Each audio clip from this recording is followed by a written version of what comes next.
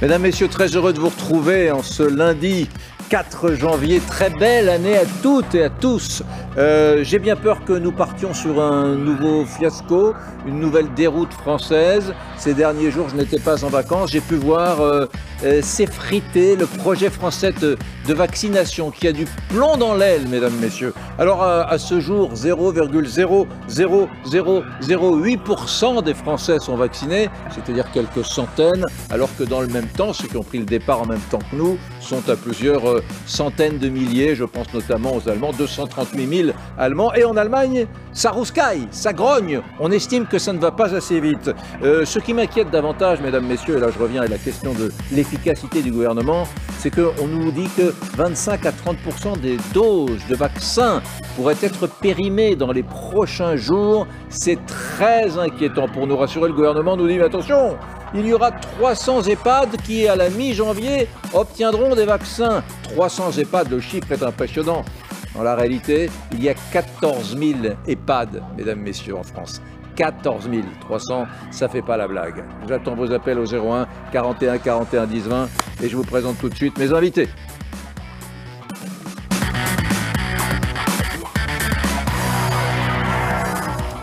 Voilà, tout de suite, je voudrais vous faire écouter le porte-parole du gouvernement, Gabriel Attal, qui, lui, nous explique que finalement, bien, la France va rester fermée, bloquée comme elle l'est depuis des semaines. Et nous allons parler dans les prochaines secondes des restaurants, tiens, parce que alors qu'on ne vaccine pas, bien évidemment, on pense aux premières victimes. Et les premières victimes, ce sont ceux qui sont fermés et qui vont rester fermés et qui ne vont pas réouvrir, les hôteliers, les restaurants, les bars, le monde de la nuit, 100 000 salariés. Hein.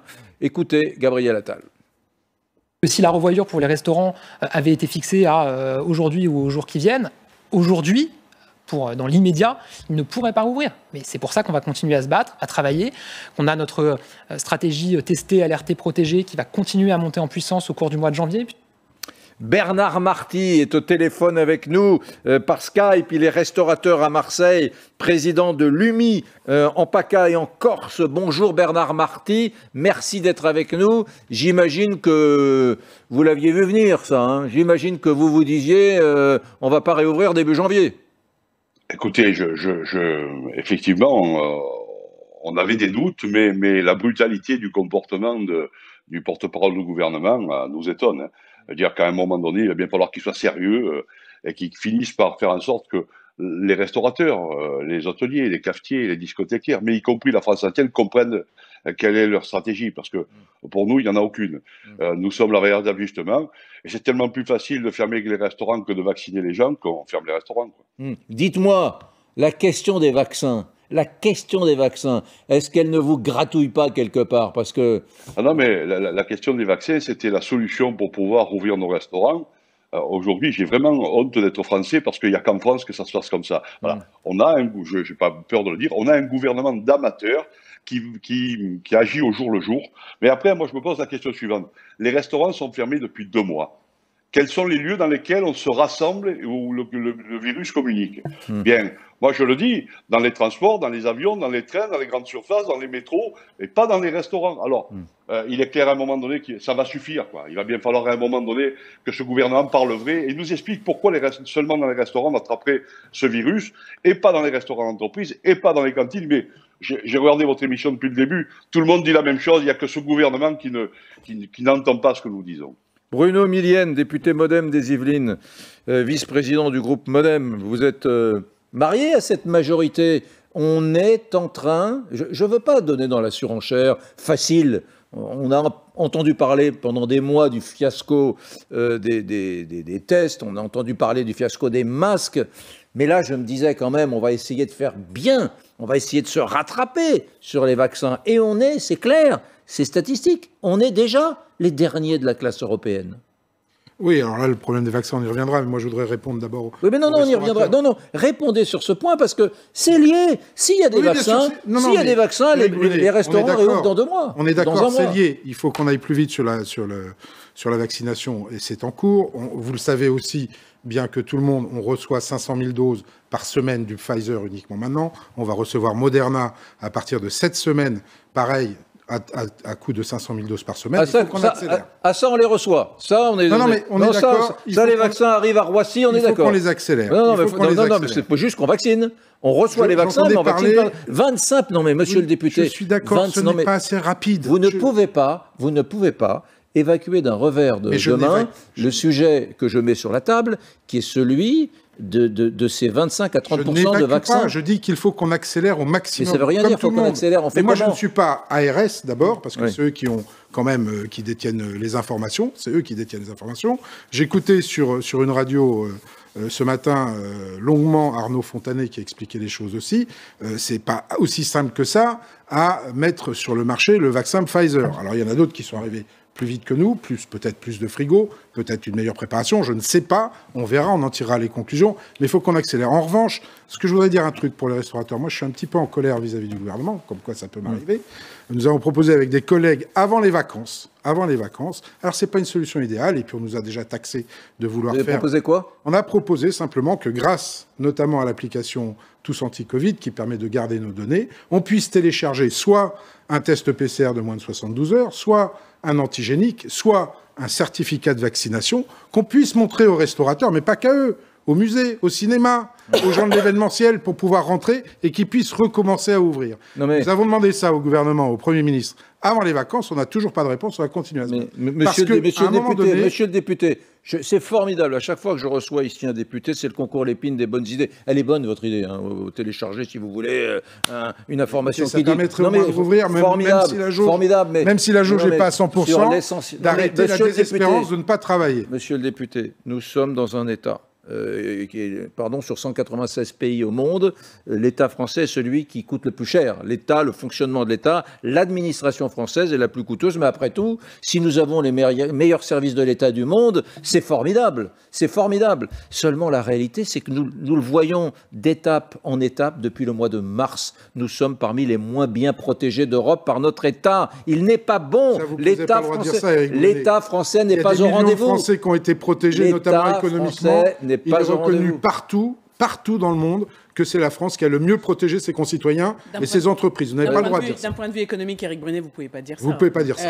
Vous ne pouvez pas dire ça. Oui, moi je parle de la santé. Je veux bien qu'on soit dans l'outrance, mais là, je ne suis pas dans l'outrance. Sur les masques, avons-nous été mieux protégés que les autres ? Sur les masques, il y a eu un problème. Non. Sur les tests, avons-nous été mieux protégés ? Non. Je suis désolé, il n'y a pas de problème. Sur les vaccins, avons-nous été mieux protégés que les autres ? Non, on est en retard. Sur l'économie, oui. L'organisation et la logistique de cet État ne sont pas au rendez-vous, c'est tout. Alors, vous parlez de l'économie, ça c'est encore autre chose. Ça c'est l'économie. C'est important quand même. Non mais c'est facile, là c'est l'argent du contribuable, on distribue l'argent des contribuables. Monsieur Brunet, est-ce que c'est l'État ou est-ce que c'est la faute de ceux qui sont à la tête de l'État, qui sont incapables de planifier et d'organiser l'État ? Moi, je pense que c'est ça le bilan qu'on doit tirer. Regardez, sur la question des masques, on a vu leur incompétence dans la gestion des stocks. On a vu ensuite leur incompétence et leur mensonge pour nous faire croire que finalement, ce n'était pas nécessaire, parce qu'en fait, il y avait une pénurie. Regardez sur la question des tests. Ils ont été incapables de planifier une stratégie sanitaire concernant les tests. Sur l'isolement, c'est aussi un autre fiasco. Là, j'ai bien entendu dans l'extrait que vous avez donné de M. Gabriel Attal, il a dit « tester, alerter, protéger ». Donc, il n'y a plus isolé. C'est quoi votre solution, madame ? Écoutez, monsieur le Président de la République... Non, mais donnez-moi votre solution. Je vais vous donner ma solution. Vous donnez des leçons à tout le monde, monsieur le Président de la République, quand il a le Covid, eh bien, on l'isole à la lanterne. D'accord ? Je ne ferai pas de jeu de mots sur le symbole de la lanterne. Normalement, quand un citoyen a le Covid, on devrait lui proposer une solution d'isolement. Il y avait énormément d'hôtels qui ne fonctionnent pas. Il était prévu, normalement, je voyais sur la région Île-de-France, Ville de Paris. Mais ça a été proposé à Paris. Aucune des personnes autour de moi qui a eu le Covid... Non, ça a été proposé à Paris, c'est pas vrai. Oui, le dispositif Covisan. C'est pas fait. Le dispositif Covisan. Personne autour de moi qui a eu le Covid n'a été appelé par l'ARS pour qu'on lui propose une chambre d'hôtel Covisan. Ça, c'est un autre problème. Mais c'est pas notre problème, monsieur. Ça, c'est un autre problème. Et là, maintenant, on a un problème. Il y a un médecin. Daniel Simonet a raison. Daniel Simonet a raison. C'est-à-dire la première fois de ma vie que je suis d'accord avec Daniel Simonet. Elle a raison. Mais je suis des fois d'accord avec elle. Mais qu'il y ait un problème de l'application des consignes données, ça, c'est un vrai problème. Parce que moi, j'ai un souci par rapport à entre les instructions qui sont données et ce qui est reporté après par les ARS. C'est pas normal, effectivement, que l'ARS Île-de-France ne se soit pas emparée de ce dispositif pour le proposer à tout le monde. Là, je suis d'accord avec vous. Mais c'est pas ce que le gouvernement a demandé aux ARS. Le gouvernement n'a pas demandé aux ARS de bloquer le mécanisme. Il a demandé aux ARS de le favoriser. Non mais attendez, donc, attendez. Voilà, il y a arrêtez. Non mais s'il vous plaît. La question, et j'entends Valérie Nataf et vous, monsieur le député, quand vous dites non, l'État français a été généreux, etc., il a permis, notamment aux salariés, mais non, qu'est-ce qu'on attend de l'État ? L'efficacité, un peu l'efficacité, vous savez, à l'anglo-saxonne, on évalue les politiques publiques. Chez nous, bien sûr, vous avez raison, Valérie Nataf, on a tout de suite dit, on va... chômage partiel. Oui, le chômage partiel. Le chômage partiel, parlons-en. Avec vérification a posteriori. Au Canada, les gens qui ont bénéficié du chômage partiel étaient crédités en 12 heures au Canada. Vous pouvez vérifier. En 12 heures. En France, nous avons encore des restaurateurs qui n'ont pas perçu les aides qu'ils attendaient du mois de novembre et du mois de décembre. Donc, arrêtez. L'État fonctionne très mal. Eric, là où vous avez raison, c'est que ce que cette crise, depuis son début, a prouvé, c'est la lourdeur, et vous serez d'accord avec moi, la lourdeur, la bureaucratie, le côté administratif, la compétence des pilotes. Pas seulement, madame, pas seulement, parce que, par exemple, l'ARS, les agences régionales de santé, pour expliquer exactement ce que c'est, ça a été créé en 2010. Pourquoi ? Pour faire des économies. C'était dans un plan... Pour faire du profit, même. Oui. Bien pire que moi, ça. ça, c'est un commentaire. Moi, je dis pour faire des économies, c'est pas du tout fait pour gérer des crises. Donc, forcément, ça trouve là son incapacité à agir. Par ailleurs, il y a des spécificités françaises. On s'est dit, oh là là, les vaccinodromes, c'était terrible en 2009, donc on ne le fait pas, et donc on va passer par les généralistes. Et les généralistes nous disent, mais nous, c'est une bureaucratie pour les vaccins qu'on n'arrive pas à absorber. Donc peut-être y a-t-il eu une erreur d'appréciation, et peut-être faut-il se fier aux élus pour monter des vaccinodromes. C'est ce que les élus proposent, les maires, les présidents de conseils de région, etc. Mais j'entends, Valérie, mais vous ne répondez pas à ma question, qui est l'immense déception d'un citoyen qui dit notre État, qui normalement devrait être le plus performant du monde, voilà, manque d'efficacité. Je vous ai dit que vous aviez raison. Nous n'en avons pas pour notre argent, pour parler trivialement, comme un adhérent de contribuables associés. Nous n'en avons pas pour notre argent. Je voudrais vous proposer de regarder tout de suite le coup de gueule, puisque nous parlons beaucoup ce matin des restaurants, des bars, des discothèques qui ont vaguement compris qu'ils allaient encore rester fermés longtemps. Écoutez, c'était il y a quelques instants sur notre antenne sur LCI, le coup de gueule du restaurateur Marc Vera. Mais que va-t-on devenir? Le navire coule. Est-ce qu'ils sont conscients de ça? Le navire coule. Moi, j'ai plein de confrères qui m'appellent. Que deviennent nos banquiers? Que deviennent nos prêts? Que font nos assurances? Est-ce qu'on nous aide? Ce n'est pas vrai. Ce n'est que du virtuel. Et je pense que c'est mensonge sur mensonge ajouté au mensonge. Vous restez avec nous. Et nous sommes les victimes. Bernard Marty à Marseille, vous entendez ce que dit Vera, votre confrère? Mais non content d'entendre, je partage absolument. On nous ment depuis des mois. Il y a des mois qu'on nous raconte n'importe quoi. Il n'y a aucune cohérence dans le comportement du gouvernement. Moi, je veux simplement comprendre pour expliquer à mes adhérents ce que fait ce gouvernement, parce que voilà, nous on veut pas vivre d'aide et vider la caisse de l'État. Nous on veut vivre dans notre travail. Qu'on nous fixe des règles qui soient nouvelles concernant le protocole sanitaire, mais laissez-nous rouvrir, laissez-nous travailler. On en a marre, voilà, on en a marre. Il va se passer des trucs parce que les Français ne peuvent plus aller au théâtre, ne peuvent plus aller au cinéma, ne peuvent plus aller, enfin les Français ne peuvent plus aller nulle part à part bosser et rentrer chez eux. Voilà. La vie c'est pas fait que de ça. C'est fait y compris de plaisir, de loisirs et de moments ludiques. Voilà. Il faut arrêter de nous enfermer comme on le fait. Je pense qu'un jour les Français vont se révolter et là vous ne tiendrez plus rien. Il ne se passera plus rien dans ce pays sauf de la révolte et de la colère.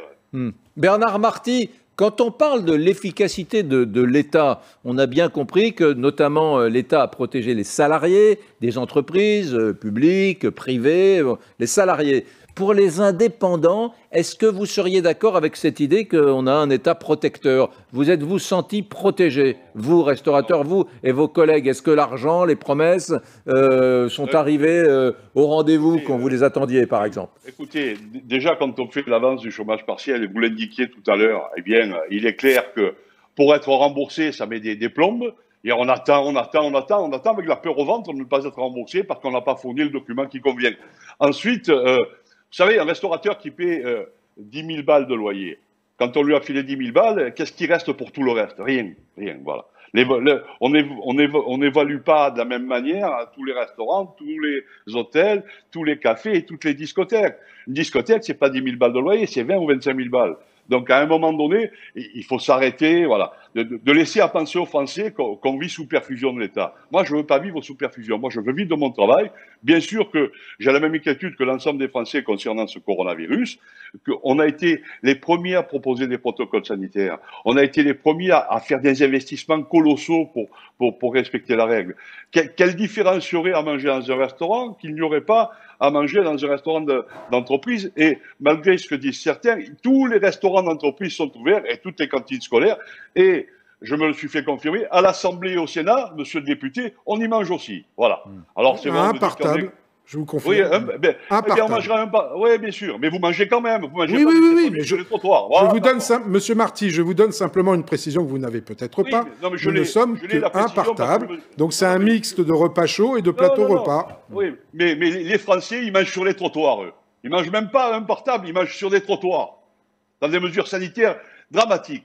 Alors écoutez, faites en sorte de fermer, y compris allez manger les sandwichs comme tous les autres, comme ça vous comprenez comment vivent les Français. Parce que la difficulté, c'est ça.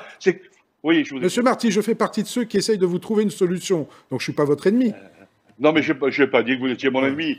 Mais j'espère que ceux qui sont aux commandes aujourd'hui ont conscience qu'il va y avoir des élections et que ça va se payer très cher. Je vous l'assure, parce que nous, on peut pas continuer à vivre comme ça. C'est pas possible pour nous. Nous, on est en train de mourir les uns derrière les autres et vous allez vous réveiller dans un pays en ruine. En ruine dans le spectacle, en ruine dans la culture, en ruine dans le sport, en ruine dans la restauration. En est de la gastronomie, de quelle gastronomie? La gastronomie des restaurants fermés? Allez, arrêtez, là. Michel Chassan, je vous passe la parole dans un instant, Daniel Simonet. Mais Michel Chassan, vous êtes avec nous, médecin généraliste, président d'honneur de la Confédération des syndicats médicaux français, merci d'être avec nous, et vice-président de la Commission des affaires sociales au Conseil économique, social et environnemental. Voilà le CV. Michel Chassan, vous êtes médecin. Est-ce qu'on peut tenir comme ça? Est-ce que vous êtes toujours sur cet axe? Il faut maintenir les restaurants fermés, c'est crucial, c'est déterminant, même s'il y a des gens qui souffrent. On vient d'entendre à l'instant Bernard Marty. Ou est-ce que vous vous dites ça n'a plus de sens? Non, tout a un sens, mais il ne faut pas prendre les choses comme ça.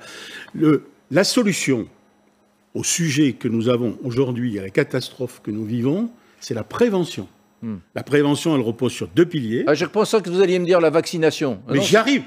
Et c'est quoi la vaccination autre que la prévention? D'accord. C'est exactement ça. Ça, il y a des gestes barrières, évidemment, mais c'est pas suffisant. C'est la vaccination. Or, la vaccination, on l'attend depuis maintenant des lustres, elle est là. Et on n'est pas foutu de la mettre en place. C'est bien ça, le sujet. Et on a voulu, par excès de précaution, voulu évidemment protéger contre tout effet indésirable, etc., recueillir le consentement des gens, etc. Mais ce consentement, il a viré au délire administratif. Ça veut dire en clair que le délai de réflexion de 4 jours, qui est imposé pour pouvoir vacciner, a fait en sorte que finalement on aurait voulu freiner la vaccination, on n'aurait pas mieux fait dans ce pays. Alors, de deux choses l'une. Il faut être clair. Où on est en situation de pénurie, et on le dit. Il faut le dire, parce que ça finira par se savoir. Où on n'est pas en situation de pénurie. Alors, quand on est en situation de pénurie, on gère la pénurie. Et donc, évidemment, on met en place des mesures pour vacciner le moins possible parce qu'on n'a pas suffisamment de vaccins. J'espère qu'on n'est pas dans cette situation-là. Si on l'est, il faut le dire. Si on ne l'est pas, il n'y a aucune raison aujourd'hui de ne pas vacciner ceux qui attendent d'être vaccinés. Moi-même, j'attends d'être vacciné. Je ne suis toujours pas vacciné. Je connais autour de moi des centaines de personnes qui attendent qu'une seule chose, c'est d'être vaccinées. D'ailleurs, quand on regarde les sondages, il y a près de la moitié de la population, ça fait du monde quand même, qui est prêt à être vacciné. Eh bien non, on attend, on essaie de convaincre ceux qui ne sont pas convaincus, ceux qui sont sceptiques, voire ceux qui sont opposants. On perd énormément de temps. Ouais. On perd énormément de temps. Admettez, Valérie, que on vient d'apprendre ce matin qu'à mi-janvier, nous aurons, je le disais tout à l'heure, 300 EHPAD qui obtiendront des vaccins. Mi-janvier, c'est dans longtemps. Or, il y a 14 000. Est-ce que quelqu'un sait faire des stats? Ça fait combien 300 sur 14 000 1400, ça fait moins de 10%. 700, ça fait 5%. On doit être à 3 ou 4%. On va vous le dire dans l'oreillette. Ça veut dire, si vous pouvez me le dire dans l'oreillette, je suis ravi, ça veut dire qu'il y aura 4 ou 5% des EHPAD qui vont recevoir des vaccins d'ici 15 jours. Exactement. C'est ridicule, Valérie. C'est ça qui est hallucinant. Mais attendez, je suis pas là pour défendre la stratégie du gouvernement, hein, qu'on se comprenne bien. On me dit un peu plus de 2% dans l'oreillette. Donc un peu plus de 2% à la mi-janvier, des EHPAD auront des vaccins. Alors que ils sont censés les recevoir en priorité. On est tous d'accord, je crois, autour de cette table et dans le pays sur le constat. Oui, il y a un énorme loupé, une stratégie qui n'était pas la bonne. Même si on comprend qu'il faille d'abord vacciner les plus fragiles, c'est-à-dire les plus âgés, il y avait déjà eu beaucoup de questions, les âgés en EHPAD, il y avait déjà eu beaucoup de questions sur le fait que les personnels soignants n'étaient pas vaccinés en même temps. C'est un choix qui a été fait parce que c'est un choix fait par une autorité, la Haute Autorité de Santé, qui est composée de praticiens et qui ont cru que c'était la bonne stratégie. Le problème, c'est que les politiques, et le gouvernement en l'occurrence, a fait la même erreur qu'il avait faite au début sur les masques en se réfugiant derrière des décisions. À l'époque, c'était le Conseil scientifique. Là, c'est la Haute Autorité de Santé, au lieu de faire des choix politiques qui étaient, il y a 50% en gros de Français qui veulent aller se faire vacciner, donc vaccinons-le et vaccinons-les. Voilà, oui, tout simplement. Avec peut-être une information dont je ne connais pas forcément la véracité parce que je ne suis pas scientifique. Ouais. Mais apparemment, les différents vaccins dont on dispose, Pfizer d'un côté, Moderna de l'autre, et AstraZeneca à côté, et puis d'autres qui vont arriver, n'ont pas tout à fait les mêmes fonctions. Pfizer est destiné aux gens qui risquent de développer une forme grave de la Covid-19. Donc évidemment, c'est plus dirigé vers nos anciens que vers des jeunes, par exemple. Mais Pfizer ne garantit pas la non-transmission. C'est-à-dire que vous pouvez être vacciné et continuer à être contaminant. Donc ça met des difficultés supplémentaires. Discuter tout ça, c'est discuter. Moi, j'ai écouté. Moi, je m'en réfère aux scientifiques que j'entends. Hein, je ne suis pas moi-même scientifique. J'ai écouté Arnaud Fontanet ce matin qui nous expliquait ça.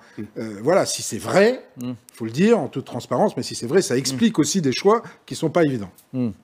Daniel Simonet ? Oui, non, mais il ne faudrait quand même pas nous raconter la fable comme quoi ce gouvernement, c'est parce que il voudrait convaincre la moitié des Français qui n'est pas convaincue que ça prend du retard. Non. Oui, je suis une deuxième fois d'accord avec vous. Vous avez raison. La logistique. L'argument, non mais attendez, je vous rends le micro tout de suite. Elle a raison. L'argument qui consiste à dire on est en retard sur les autres pays européens parce que nous, on a 40% des citoyens qui ne veulent pas être vaccinés. Il n'est pas valide. Il y en a toujours 60%. Ça fait 40 millions qui veulent être vaccinés. Madame Simonet et Monsieur Brunet, je veux juste vous, parce que les élus que nous sommes avons des réunions hebdomadaires avec les préfectures et les ARS pour savoir comment ça se passe. Alors juste avant les vacances, puisque pendant les vacances, je n'en ai pas eu, je n'étais pas là, mais juste avant les vacances, nous avons eu ces réunions-là. Et ces réunions-là, je peux vous assurer qu'en termes de logistique, en tout cas sur ce qui concerne mon département, les Yvelines, je ne peux pas parler pour autre chose. Oui, très bien, on vous écoute. Pas aux autres réunions, la logistique était prête. La difficulté des ARS, il y a 15 jours, donc au moment des vacances, était de recueillir, et là vous avez raison, le consentement des gens à se faire vacciner avec cette lourdeur administrative, des 4 jours, etc. Comment ? D'accord, mais... S'il vous plaît, Monsieur Brunet. Franchement, l'incompétent est toujours en poste. Monsieur Salomon, qui a été totalement incapable de gérer la question des stocks de masques, qui en plus a menti. Je ne suis pas surprise qu'ils soient en incompétence totale pour organiser une planification sanitaire concernant les tests. Parce que depuis le début de la crise, ils montrent leur incurie, ce gouvernement, à organiser une planification sanitaire. Moi, j'aimerais savoir, en toute transparence, est-ce qu'on a le matériel de congélateur suffisant, puisque l'usine à Lyon, on leur a pas passé de commande. Comment on organise cette chaîne du froid ? Comment le journal du dimanche nous dit qu'une dizaine de super congélateurs nécessaires pour stocker les vaccins ne sont pas homologués. J'ai découvert ça hier dans le journal du dimanche. Et par contre, en attendant, moi je vais vous dire une chose. Qu'il s'agisse du couvre-feu, qu'il s'agisse du confinement, ce sont des mesures à prendre quand on est en situation d'échec. Donc déjà, j'aurais aimé, moi, que le président de la République reconnaisse et présente ses excuses aux Français pour son échec. Mais en attendant, si on empêche le secteur de la culture, si essentiel à notre humanité, de fonctionner, si on empêche les restaurateurs, les brasseries, les bars de pouvoir travailler, alors on doit vraiment les indemniser. Il y avait un amendement transpartisan qui visait à taxer les assurances. Quand je vous dis transpartisan, c'est que vous aviez à la fois des parlementaires France Insoumise et LR qui le soutenaient. On ne peut pas faire mieux en termes de transpartisan.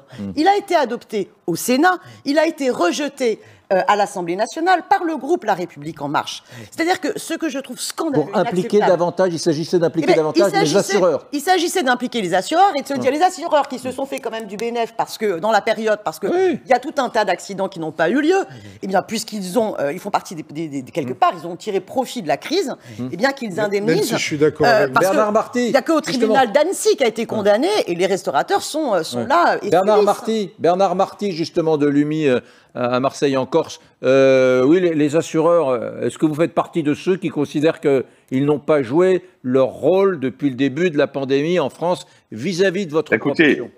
À l'instar de l'État, effectivement, les assureurs n'ont pas pris leurs responsabilités et ne nous accompagnent pas dans cette crise. Mais il y a un truc qui me préoccupe. Le week-end dernier, 2500 personnes dans un hangar et on a mis 48 heures pour les évacuer. Et ceux-là vont, parce que ça s'est dupliqué, ne croyez pas qu'il y a eu seulement cette fête en Bretagne, il y en a eu plein ailleurs. Et l'État n'est pas capable de faire respecter la loi à ce moment-là. C'est vrai qu'il est beaucoup plus facile de fermer les restaurateurs, qui sont des gens sérieux, qui ne sont pas des gens qui pratiquent une activité sauvage ou une vraie activité, des gens qui sont des entrepreneurs comme l'ensemble des entrepreneurs de ce pays. Je veux dire, il faut arrêter de croire que on est des margoulins, quoi. On est des chefs d'entreprise comme tous les autres, avec des salariés, et que la question que je me pose, c'est que si on découvre au jour le jour les effets de ce virus, je me dis que peut-être on sera ouvert en 2025 et qu'il est clair que depuis longtemps, les salariés seront au chômage. Donc voilà, je pense qu'il y a vraiment urgence à considérer des comportements de réouverture des restaurants, des discothèques, des bars, bien sûr, avec des mesures obligatoires. Je ne vois pas pourquoi on pourrait se réunir partout ailleurs, sauf dans les restaurants, les discothèques, les hôtels et les cafés. Voilà, et les théâtres, et les cinémas. Enfin, je ne vais pas le répéter chaque fois, mais tous les lieux où les Français prennent du plaisir, eh bien, on les a fermés sous prétexte de virus, alors que je ne pense pas qu'on attrape plus de virus chez nous que ce qu'on en attrape partout ailleurs. Donc, à un moment donné, où il y a de la cohérence, on nous explique vraiment les raisons, ou alors on ne sait plus. Merci Bernard Marty, merci beaucoup. On suit l'affaire de très très près et encore une fois, je suis convaincu que la question du vaccin est corrélée à tous nos problèmes aujourd'hui, enfin liés à la maladie Covid, en particulier celui des restaurants, des hôtels, des bars, des discothèques. Dans un instant, on va parler un autre sujet corollaire, l'école.